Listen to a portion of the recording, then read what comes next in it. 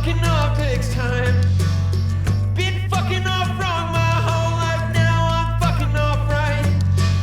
And I read the Bible sometimes, please don't make fun of me.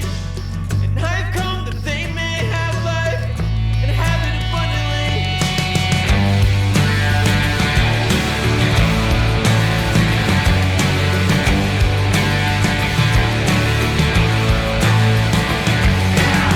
So what do I want? I want the freedom to break down in the middle of the street tonight, freaking everyone out. This town, hell, what do I need? Need the freedom to eat shit.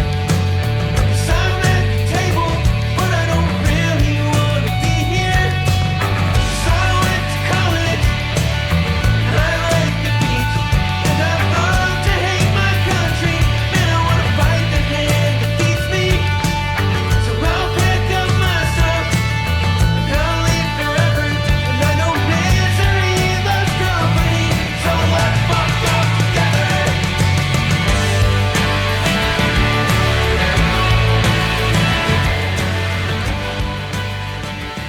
Good tune. Good tune. That was Petey. Petey, Scott sent me that song last night. He said, dude, it feels like a memory and now at the same time.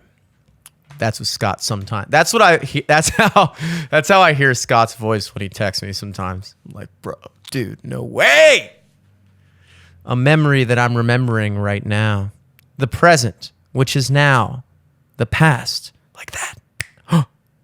My name is Jimmy Selesky. Welcome. It's Tuesday. Twitter Tuesday. How do we like that? I had to let that sink in for a moment. I had to let that sink in. Back to what I was discussing. That, of course, was Petey. I didn't know that the person we just listened to is the same dude who does all those comedy sketches. And if you don't know who I'm talking about, because I've done a horrific job explaining it, don't blame yourself, because I'm going to play a clip for you. Well, actually, I'm going to play an entire skit. But you know this guy. You know this guy. Man, this is so fun hanging out like this. By all these trains. Yeah, this is so great. Yeah, this is so fun. I love you guys. Hey, did you, shit. What was I gonna say? Did you put my pre-workout in the fish tank? Dude, why the fuck would you put my pre-workout in the fish tank? I told you like 1,000 times putting pre-workout in the fish tank is not gonna make the fish swim faster. I don't know why you're so obsessed with seeing the fish swim faster. It's so weird, they're just fucking fish.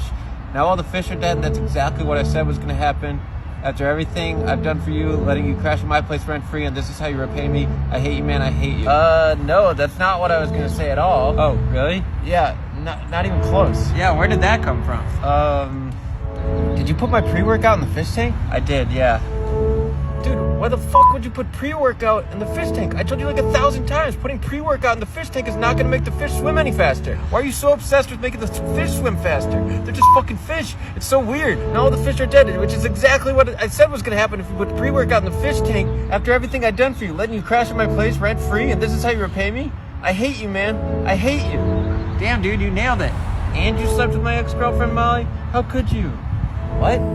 You were gonna maybe add, and you slept with my ex-girlfriend Molly, how could you? Wait, you slept with Molly? I did, yeah. Oh my god. How could you? You came on to me, man. I don't even know what to say. Okay, yeah, I forgive you completely. You're my day one best friend. Fuck no, I wasn't gonna say that. Good stuff. We know that guy, right? We know that guy. It's cool because I definitely, I don't know which thing he became famous for first. When I say famous, I mean, he's got about, looks like 26,000 subscribers on YouTube. I feel like he has a lot more on like Instagram Reels, TikTok. He's like 32, so he's like my age. So I don't know if he's on to. I'm so 31 years old. I don't even know if this guy's on TikTok. I wouldn't know. I'm just not on TikTok.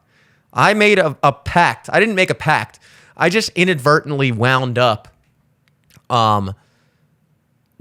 just not really ever getting into it, and I realized that TikTok was that social media platform where I officially checked out of trying to stay up to date with social media platforms. That was TikTok for me. I got the Instagram, I got the Snapchat, whatever. TikTok was the last move for me. I think I even got a Vine, but it stopped right there. And ever since then, like all the new ones, like fucking Be Real, there's no way people still use Be Real, right? I don't know. I could be that checked out of the fucking world at this point. But this guy looks like he's popping off. And I came across his videos like a couple times over the past year. And it's just interesting how, I feel like we've talked about this in the past. And it's actually a pretty important topic to me, which is the idea of the internet age kind of creating this new market where you don't just have to be the podcast guy or the comedy sketch guy or the music guy, band guy, athlete guy. Like you can be all those things or not, or one of those things or anything in between. None of those things. I mean, like you just have to be a brand now. Everybody is a brand. And if you get notoriety for one thing, then you've created an audience to enjoy your other thing. I mean, look at Joe Rogan. Joe Rogan is more known now for his podcast than he was ever known for really anything else that he's ever done. And I think that's a fair statement. I mean, he has the most popular, most listened to podcast in the history of podcasts, right? I'm pretty sure. He was obviously known for other things, Fear Factor, or some other shit on TV, UFC commentating, stand-up comedy, all these different things. But, I mean, among all of that, I think it's pretty clear that podcasting is his main thing. But because he's achieved such notoriety from other things, he was able to do the podcast, and then the podcast gained him even more notoriety, which now he's able to do those other things where he would not be as famous of a stand-up comedian, not even close, if it wasn't for his podcast. So it's like these different things like feed into each other. And so maybe this guy, Petey, I don't know. He's probably been doing music for a long time. He's good. So it's not like he just picked up a guitar fucking yesterday. Like he's probably been making music, doing the comedy thing. Maybe the comedy thing took off first, I would have to imagine. I mean, I consider myself like an average consumer of media. I don't go out of my way to find new music. I feel like that's most people. I feel like people listen to music that comes to them. Somebody shows them a song, the algorithm gives them something they weren't familiar with, blah, blah, blah. But like, they're not like fucking like, music heads that are like constantly looking for the new band. That's not the average person, I would say. Same thing with comedy. Like, you're not like following, like you're just like browsing TikTok, browsing Instagram Reels, what pops up on your feed. And so what came across my desk first as it pertains to this PD guy was his comedy. And then I listened to this song. I'm like, oh, it's a good song. Scott shows it to me. And then I look into him. Boom. It's the fucking comedy guy. Now all of a sudden you have people in his comments that probably know him because of his comedy. Maybe. So this guy is like built up he built up a comedy brand that feeds an audience into his music, which will then feed a wider audience into his music because that starts snowballing, that then gets fed back into his comedy. And then who knows from there if he wants to make film. Like, it's just kind of the way to do it now. The whole record deal route and all that shit is bullshit. It's fucking bullshit. So it's cool to see him doing that. It's cool to see him be like my and Scott's age. That's always refreshing. It is Twitter Tuesday. I want to get into some things. I also can't keep up the facade anymore. I am pretty annoyed right now. Not at you, not at the world. I guess I'm annoyed at myself. This is not the first time this has happened. But I love to do this thing, and it usually happens on days when I'm supposed to meet up with Joe, which is usually Tuesday, where I just start a show, and for one reason or another, either the camera goes black because it's too fucking hot in here, or in today's instance, I just forgot to press record. So now I'm just, I got 20 minutes into a show and I had to restart, and everything you just heard was a shittier version of everything I just said 20 minutes ago when I wasn't recording the show. Now imagine in your own mind how fucking annoying that is.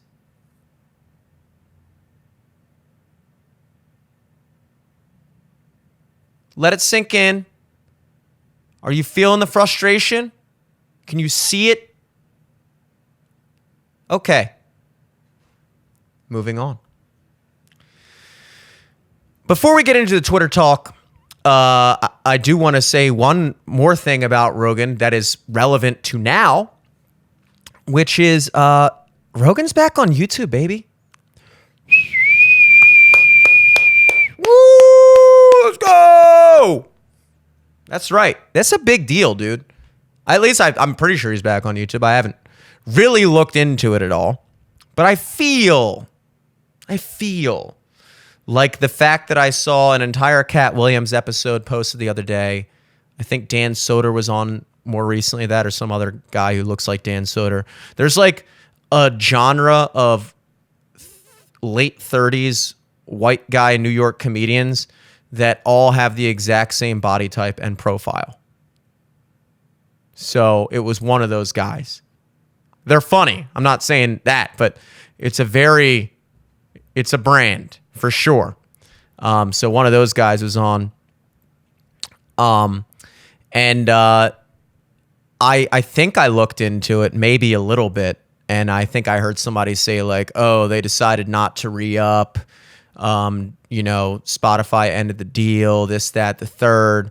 Because Spotify Joe Rogan was exclusive with Spotify. You could get clips here and there on YouTube, but you can only watch full episodes on Spotify, which sucked. It sucked. Like it was just not a convenient way to consume media. I don't think people are really used to watching videos on Spotify. It's just, I don't know.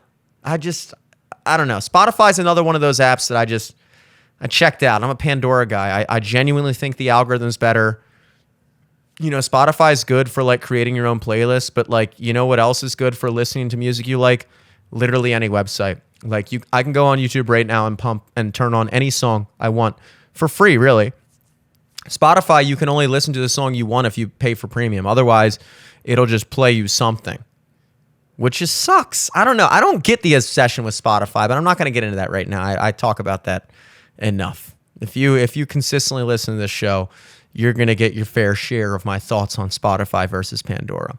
More importantly, the things that I thought happened, which were that Joe Rogan and Spotify parted ways, not necessarily in a bad way, but they just kind of, you know what, like, we don't need to renew it. I think it was $100 million deal where I guess he was exclusive with them for like 2 years. I feel like it was a two year ago thing when this happened.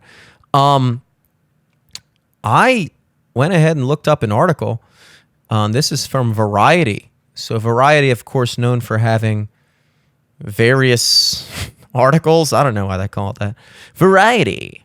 Joe Rogan's Spotify deal renewal worth up to $250 million. Podcast will no longer be exclusive to the platform. By Todd Spangler. That's $250 million? Damn. Let me put this in PIP. There we go. Look at that. Holy shit. How cool am I? How professional am I right now? Let me zoom in. I'm just flexing at this point. I don't need to be doing all this. I'm just flexing. Look at that. Whoa! Does it get any cooler, folks? Spotify inked a new multi-year partnership deal for controversial had to get that in there. Controversial podcast, The Joe Rogan Experience, which is said to be worth up to $250 million. Under the new pact, Rogan's popular show, which has been exclusively available on Spotify for the past 3 years, will now be available on other audio platforms. In addition to continued availability on Spotify, Rogan's show will soon be available on additional services, including Apple, Amazon, and YouTube. The move comes under Spotify's revised strategy to give up exclusive streaming rights in the favor of broader distribution, which the company kicked off in 2023.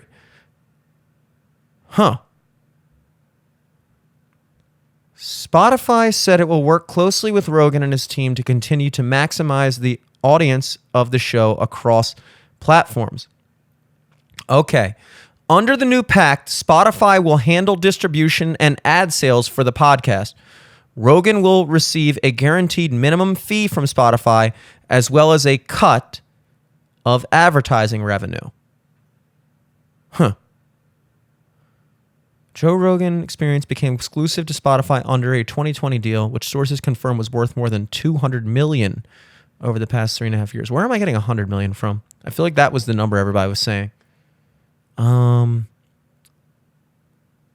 Yeah, okay, now they're just talking about random shit. The comedian actor turned podcaster regularly invites provocative guests on JRE. And Rogan and Spotify have faced backlash over some of the show's material. That included a boycott of Spotify by several losers, including Neil Young and Joni Mitchell, in early 2022, which resulted in absolutely nothing over the anti-vax episodes, which of course were just actual doctors, including Robert Malone, who patented the mRNA technology that was used for the main COVID vaccines developed by Pfizer and Moderna. And he went on there and just discussed those vaccines. And of course that then led every absolute most annoying person in the world, celebrity-wise, to, well, you know what? If Joe Rogan's going to be on Spotify promoting this trash, this smut about the vaccine, then I'm not going to be on Spotify. Bye, Neil Young. I don't get the hype about Neil Young. He is one of the most highly requested artists when I play at my gigs that I don't do. I'm sorry, I don't do Neil Young. Not because of that. I don't like any of his music. I've been searching for a heart of gold, and I'm getting old. What was that? Oh, sorry, I just put myself to sleep singing Neil Young's most popular song. Sorry, 1 second. Let me wake back up. God, what time is it? How long was I out for? Oh, okay. Got it. Okay, we're doing the show? Good. And then, of course, Joni Mitchell, that's another big who cares. And I guarantee you they're back on Spotify now. I haven't even bothered looking. I don't care. But it was just so silly because they weren't the only artists to do it. And it just affected nothing. But anyway, $250 million, and he's now going to multiple platforms. So I don't know how that deal is going to work, or somehow he's making more money by not being exclusive with Spotify. But I guess, like the article says, they're going to have control over his ad revenue, and he's going to get a minimum share or whatever, blah, blah, blah, blah. I think the point is that whatever deal they worked out is more beneficial for both parties. So, maybe the guy who is late on rent as we speak should not be chiming in on Joe Rogan's $250 million deal and the things he could have done better.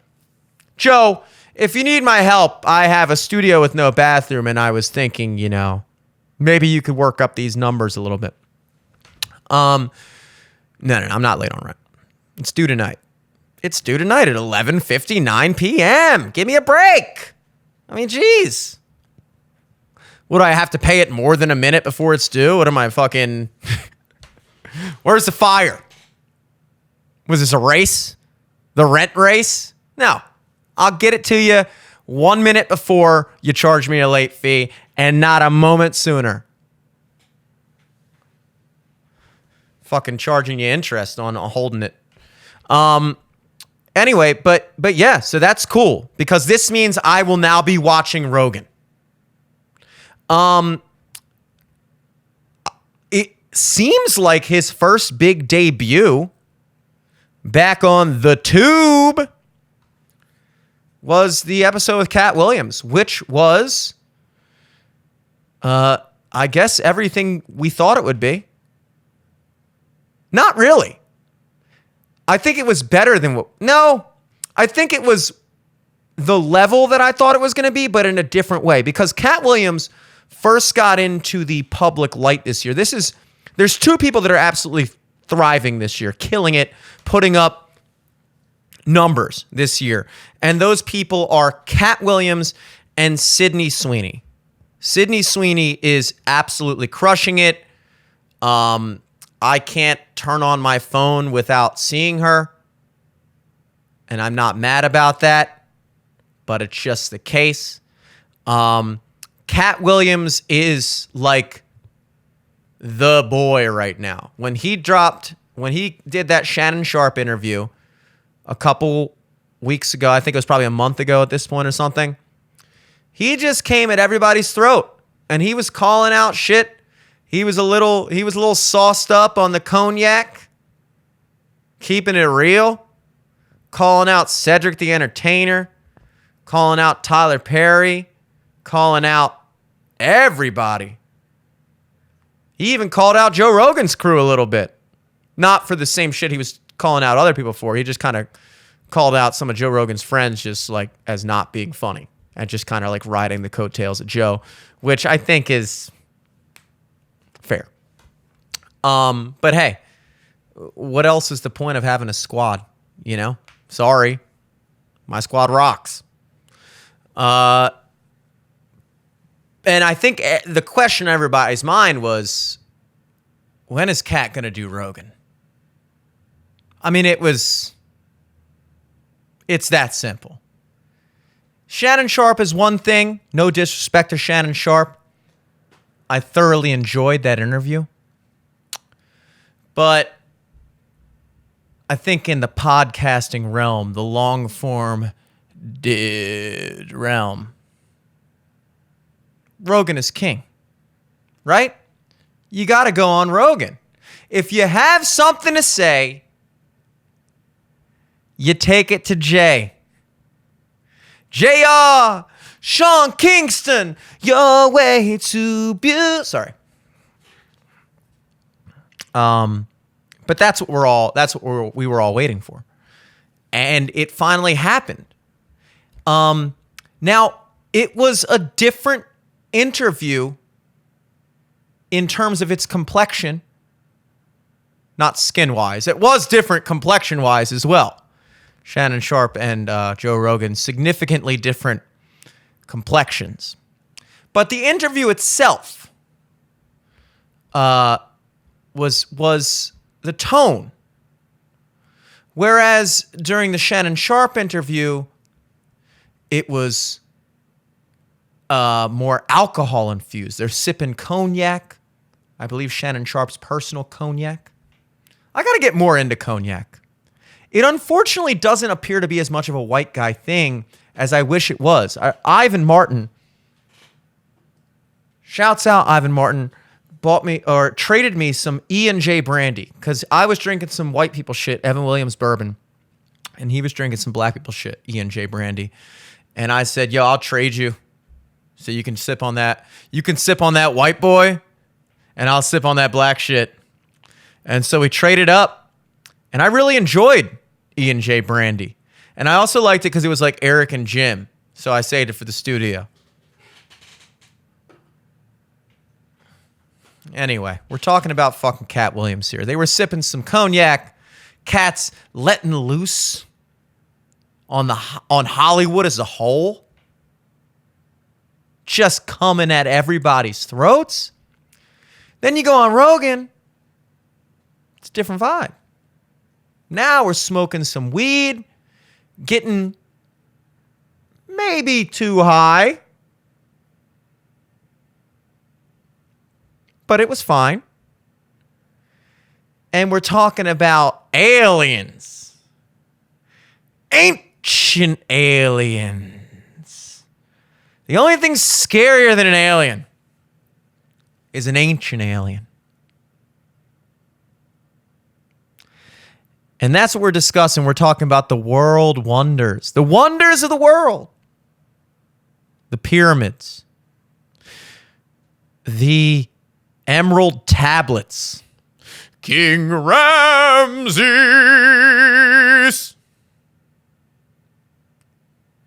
Now, I'm all for these ancient civilization talks. And that podcast was no different. I was all for it. Katt Williams is an interesting character. You can tell he's smart.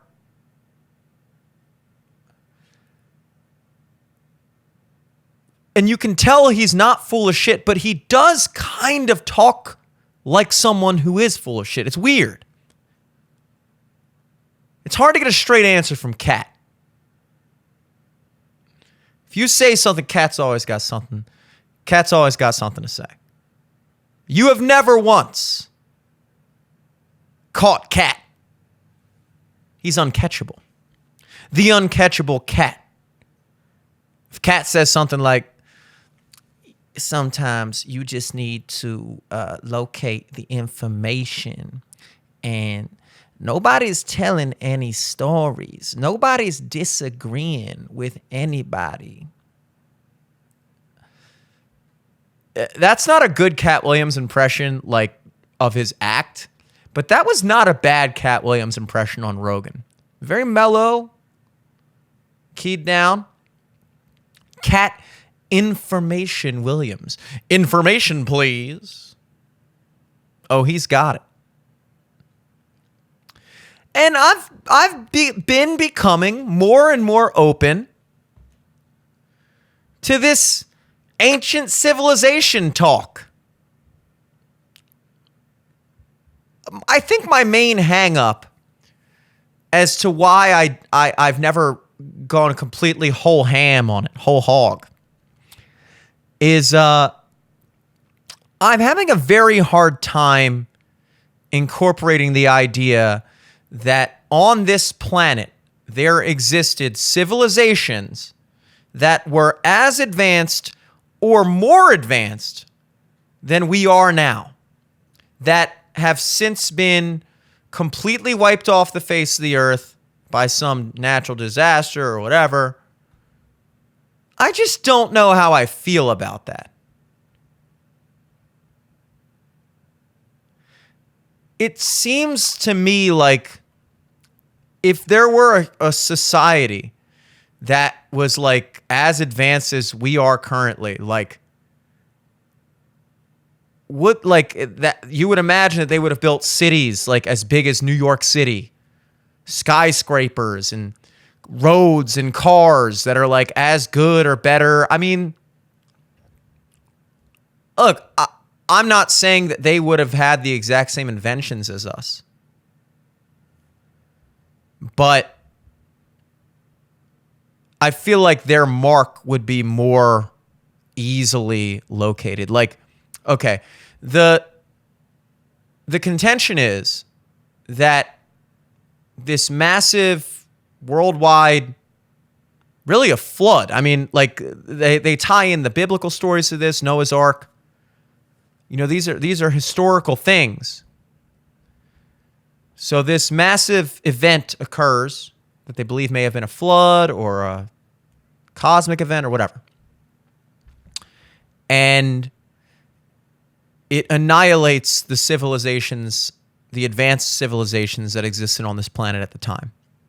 And now 10,000, 11,000 years later,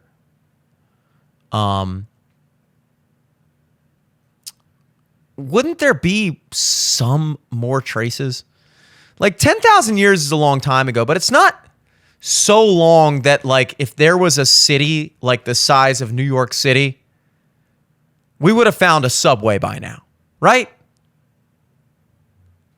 And I don't even mean the train station. I mean like the sandwich place. It's been long. You would still be able to find a Subway Eat Fresh sandwich place 10,000 years later.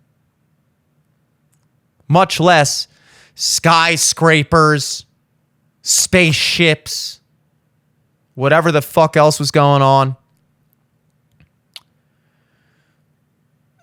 So, yeah, I don't know. Like, okay, the pyramid.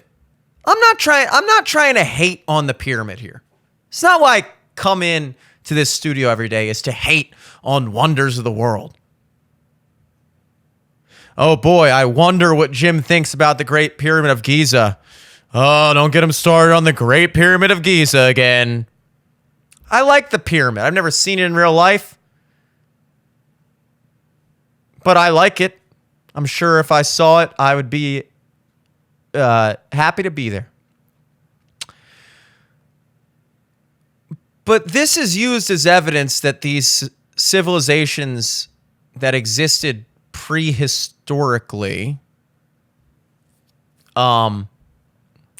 were extremely advanced, beyond our comprehension. I'm pretty sure, and correct me if I'm wrong, please do, but I'm pretty sure if we wanted to, right now, we could build the pyramids of Giza. I might be sounding like a complete idiot. Is there more than one? How many pyramids are there? I think there's more than one, right? There's like the Great Pyramid, whatever. It's not why I'm here. Doesn't matter if there's more than one or one. What matters is we could fucking build it right now. And no one would be that impressed. Nobody would be like, how did human beings in the year 2024 manage to build a gigantic triangular prism? It wouldn't be a feat of industry. With all of our cosmological knowledge and all of our technology that we have access to, we could put it along a latitudinal line or whatever the fuck they did. It wouldn't be crazy. It wouldn't be a marvel. It would just be like, yeah, this is something we built. We build shit all the time. We have stuff on Mars. This is nothing.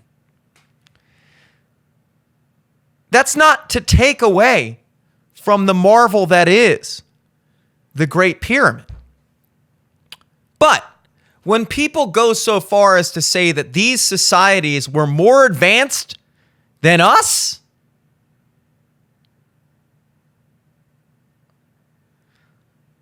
does it not beg a comparison to what we as a society are capable of?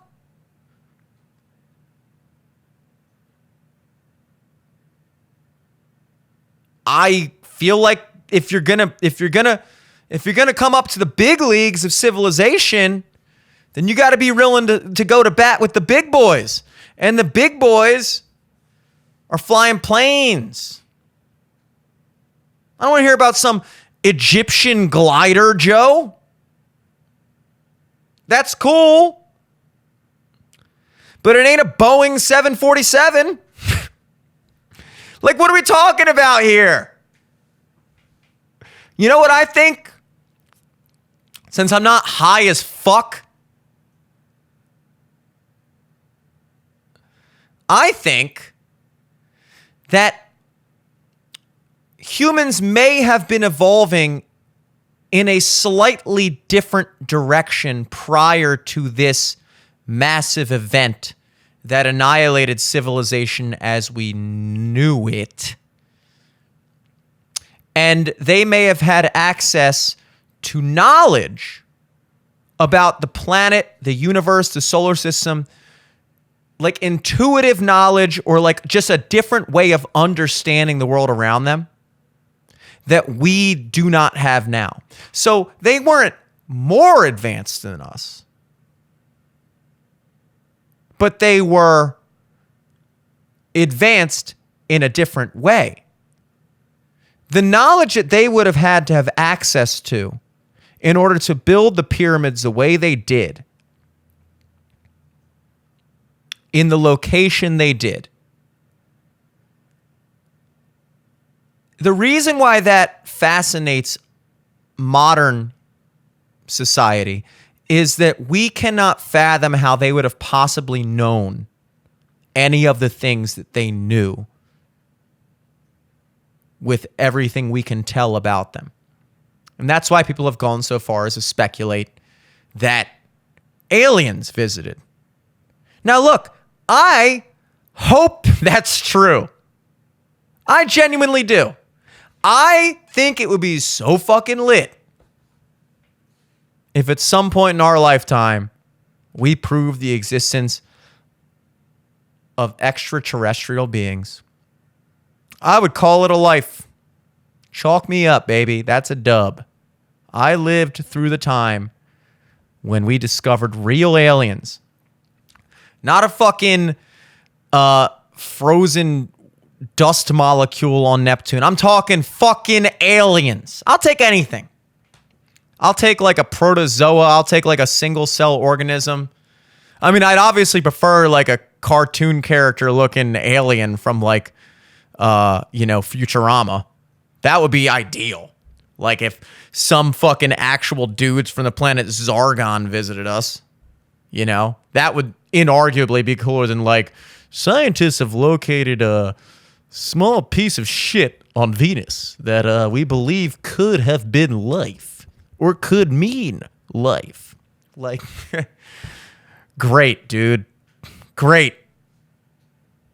Found a fucking slice of oregano in Parsec Zion 54. No, I want fucking... I am Nebula from the planet Zargon. We are visiting again to check on our pyramids. They come back, they're like, damn, you guys fucked this shit up. We used to have these gold-plated, But look, I'm open to it.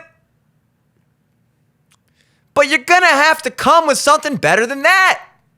Weed. 'Cause that really was who was having that conversation. Weed. Marijuana was the third guest on that podcast. Marijuana was sitting in his chair like, yeah, so I pretty much, yeah. No, totally. I totally get what you're saying. Like, cool. Nice to meet you, Weed.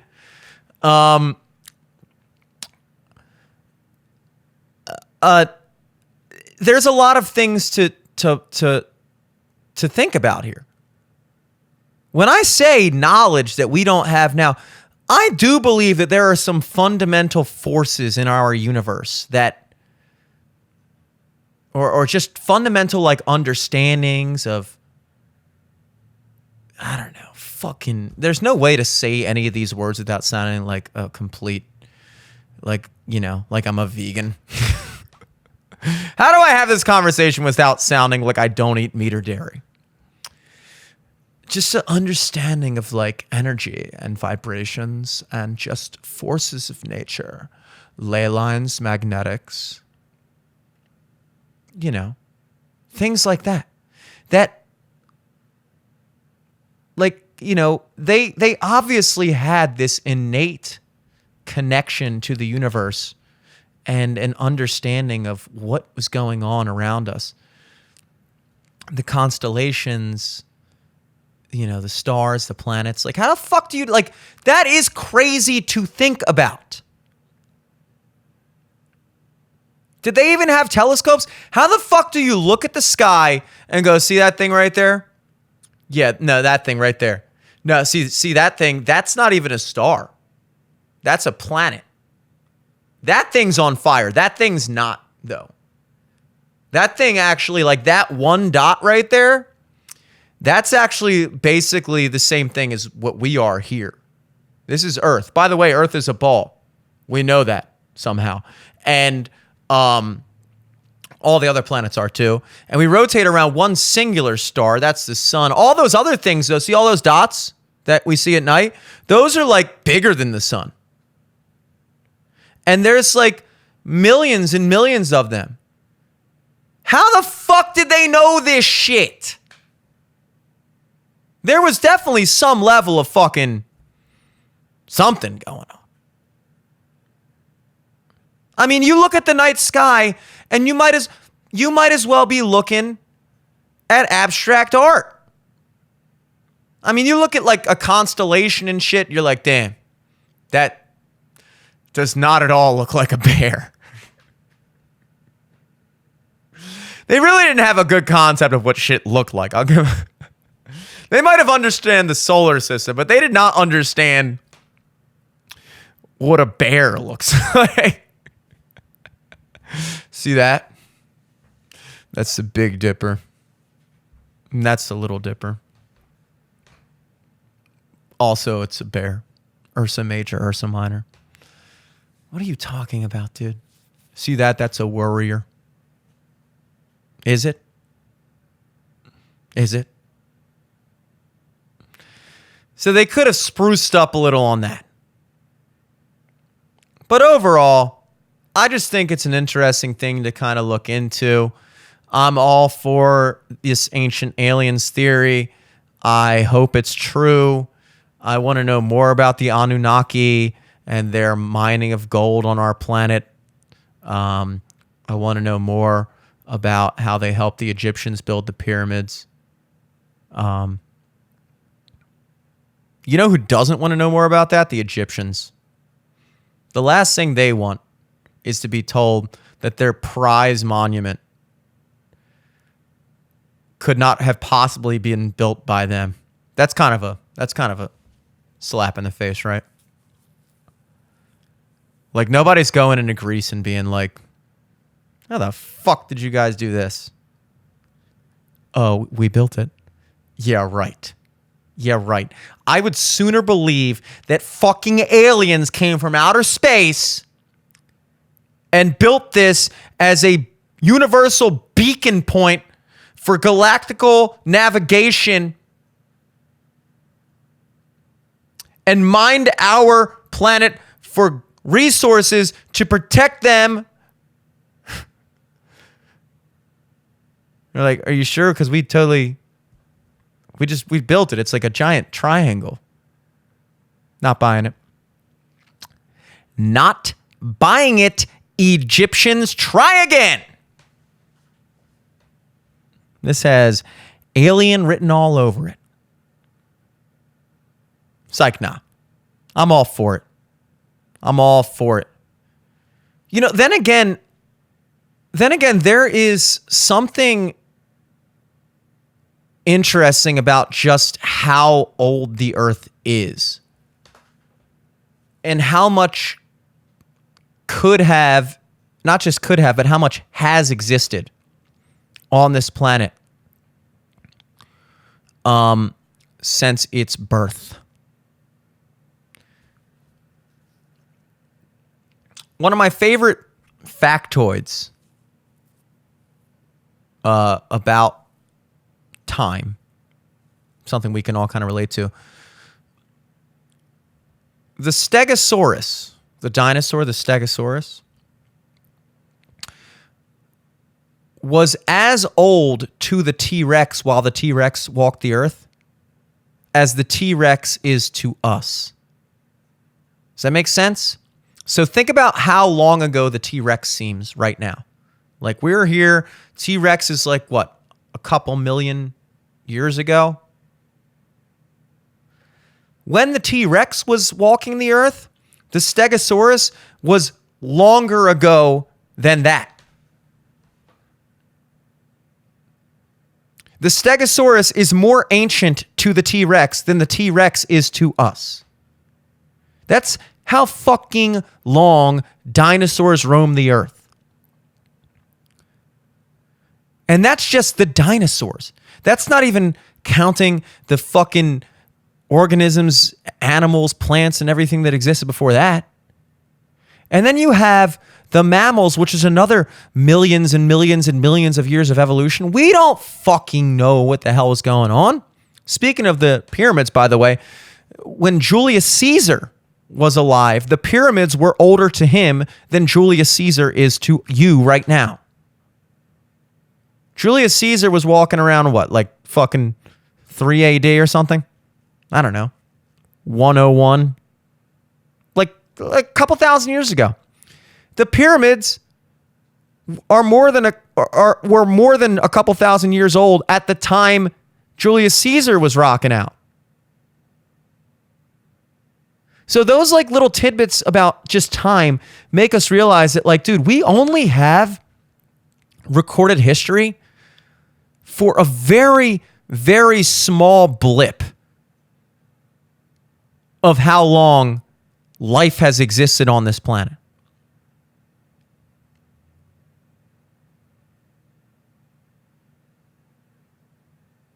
That's kind of crazy. And when you look at it like that, it does become easier to imagine that there may have been a time so fucking long ago that we don't even have like a concept of it, that some society or even just an earlier iteration of our species came and went, and then, you know, fucking an ice age came through, floods and everything else, and like by time human beings got to the point where we could fucking read and write again and record history, everything that existed before us had been long gone. And the only thing that may have made it was just these like oral, you know, stories and knowledge about certain things that, you know, we may have lost. So I don't know. I mean, like, I just think like that type of talk is cool. You know? Because we really kind of crap out about 3000 BC. Anything before that is like, what happened? We don't fucking know. So I'm all into it. Guys, I kept calling this Twitter Tuesday. I'm not going to get to Twitter stuff today. I wasn't planning on talking about the fucking Anunnaki this long. But, you know, what are you going to do? So, you know, we could get to it tomorrow. We could fucking never get to it. Who gives a shit? Guys, a couple looks tonight. First and foremost, I have to be honest. We lost both of our bets last night. Frustratingly. NC State just blew it. They got blown out by Duke. Texas was up by like 15. And we had them +7. And they wound up losing by 8. I'm telling you, nothing is as certain as whatever team you bet on in college basketball losing. No matter how much they are up. The breakdown, the crumbling is real. It's so fucking weird like that. I mean, Texas just decided they weren't going to score a fucking point in the second half. They couldn't make a field goal to save their lives. And so we had them +7, you know, and then they lose by 8. Great, thanks. So we lost 2 units last night. That brings our running total to, let's see, we're at 5.35. So now we're at 3.35. But that's all fine because we got a couple bonuses tonight.